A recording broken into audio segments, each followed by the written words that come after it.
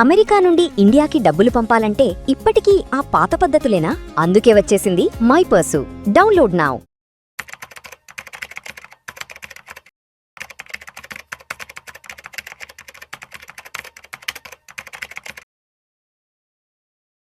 ప్రేక్షకులకి మీ రామచంద్రమూర్తి నమస్కారాలు. ఇవాళ ఈ వీడియోలో మనం స్టాక్ మార్కెట్ ఇవాళ 11వ తారీఖు జూన్ ఎలా క్లోజ్ అయిందో చూద్దాం. నిఫ్టీ వచ్చి 23,161 దగ్గర క్లోజ్ అయింది. 53 పాయింట్లు మైనస్తో క్లోజ్ అయింది. అలాగే బ్యాంక్ నిఫ్టీ వచ్చి 55,176 దగ్గర క్లోజ్ అయింది. 76 పాయింట్లు ప్లస్లో క్లోజ్ అయింది. అలాగే సెన్సెక్స్ వచ్చి 7,380 దగ్గర క్లోజ్ అయింది. 150 పాయింట్లు మైనస్లో క్లోజ్ అయింది. సో ఇవాళ ఓవరాల్గా చూస్తే ఇరాన్ యుఎస్ యుద్ధం వల్ల మార్కెట్లన్నీ కూడా కొంత డౌన్ అయినాయి. ఆల్రెడీ బోటం వచ్చి నిఫ్టీలా 23,100 దాకా వచ్చింది ఒకనొక స్టేజ్లో. అక్కడి నుంచి కొంత రికవర్ అయ్యి 23,360 దాకా వెళ్ళింది. మళ్ళీ ఇక అక్కడి నుంచి కూడా మార్కెట్స్ నేలచూపులు చూసి 23,161 దగ్గర క్లోజ్ అయినాయి. సో ఇవాళ ముఖ్యంగా పెరిగిన కంపెనీస్ చూసుకుంటే M&M బాగా పెరిగింది, దాదాపు 1.6%, 3,140 దగ్గర క్లోజ్ అయింది. అలాగే ఐసిఐసిఐ బ్యాంక్ వచ్చి 1.5% పెరిగింది. కోటక్ బ్యాంక్ వచ్చి 1.4% పెరిగింది. అలాగే సిప్లా 0.7, అలాగే గ్రాసిమ్ కూడా 0.6 పెరిగింది. భారత్ ఎయిర్టెల్ 0.6. అలాగే బాగా నష్టపోయిన స్టాక్స్ చూసుకుంటే ఐటీ స్టాక్స్ వచ్చి ఇన్ఫీ 1.2% దాకా లాస్ అయినాయి. అలాగే హెచ్సిఎల్ టెక్ 1.5%, ఎటర్నల్ 1.4, టీఎంపీ 1.4 ఇలా జరిగినాయి. దాదాపు నిఫ్టీలో దాదాపు 30 కంపెనీస్ మైనస్లోనే క్లోజ్ అయినాయి. సో ఇప్పుడు మార్కెట్స్ మేజర్గా చూస్తుంది ఏంటి అంటే ఎక్కడ కూడా పాజిటివ్ 2 రోజులు పాజిటివ్ వెళ్తే 3 రోజు కంపల్సరీ డౌన్ అవుతున్నాయి. ఈ యుఎస్ ఇరాన్ యుద్ధం వల్ల మార్కెట్స్ అన్నీ కూడా మేజర్గా రేంజ్ బౌండ్లోకి అయిపోతున్నాయి. ఇది 23,600 నుంచి 23,000 మధ్యలోనే ప్రజెంట్ మా నిఫ్టీ రేంజ్లో ఉంది.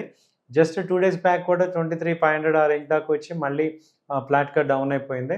సో మేజర్ రెసిస్టెన్స్ వచ్చి 23,600 ఆ రేంజ్లో ఉంది. అలాగే మేజర్ సపోర్ట్ జోన్ 23,000 దగ్గర ఉంది.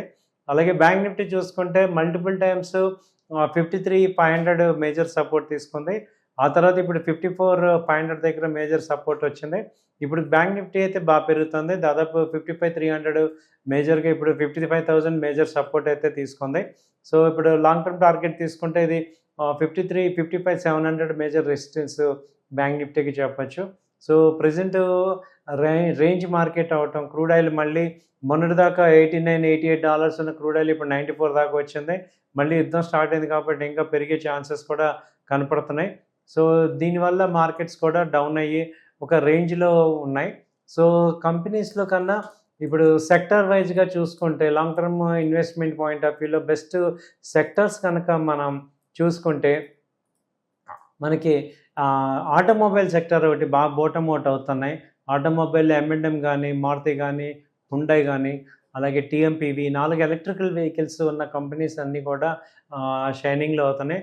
అలాగే hero motor, TVS motor, escorts, Infosys అలాంటి కంపెనీస్ కూడా ఇవి ఆటోమొబైల్లో 2 వీలర్స్లో కూడా మంచి మూమెంట్ అయితే కనపడుతుంది. అలాగే ఐటీ కంపెనీస్ అయితే లాస్ట్ టైం ప్రాఫిట్ బుకింగ్ వచ్చి ఇప్పుడు మళ్ళీ డౌన్ ట్రెండ్ వస్తున్నాయి. ఒరాకిల్ కానీ, తర్వాత పర్సిస్టెన్స్ కానీ, కోఫోర్జ్ కానీ ఇవన్నీ కూడా డౌన్ ట్రెండ్ అయితే కనపడుతున్నాయి. అలాగే ఇప్పుడు ఈ హెచ్డిఎఫ్సి ఏఎంసీ కానీ, ఐసిఐసిఐ ఏఎంసీ ఈ కంపెనీస్ అయితే కొంచెం రికవరీ అయితే కనపడుతుంది. బ్యాంకింగ్ సెక్టర్ ముఖ్యంగా మంచి సపోర్ట్ ఉన్నాయి. బ్యాంకింగ్లో ఎస్బీఐ కానీ, IndusInd bank, Indian bank, AU bank ఇవన్నీ మంచి సపోర్ట్స్లో ఉన్నాయి. అలాగే యాక్సిస్ బ్యాంకు, ఐసిఐసిఐ బ్యాంకు ఇవి కూడా ర్యాలీ అయితే కంటిన్యూ అవుతున్నాయి. బ్యాంకింగ్ సెక్టర్ అయితే స్ట్రాంగ్గా ఉంది. అలాగే ఫైనాన్స్ సెక్టర్లో బజాజ్ ఫైనాన్స్ కానీ, శ్రీరామ్ ఫైనాన్స్, చోళ ఫైనాన్స్ ఈ 3 కంపెనీస్ కూడా బై అండ్ డిప్స్ వస్తుంది. సో ఇవి ఒక రకమైన డౌన్ ట్రెండ్ నుంచి రికవరీ అయ్యి లాంగ్ టర్మ్ పాయింట్ ఆఫ్ వ్యూలో బెనిఫిట్ కనపడుతున్నాయి. ముత్తూట్ ఫైనాన్స్ అయితే కంప్లీట్గా గోల్డ్ మార్కెట్ డౌన్ అవటం వల్ల ఇది కంటిన్యూగా డౌన్ ట్రెండ్ కనపడుతుంది.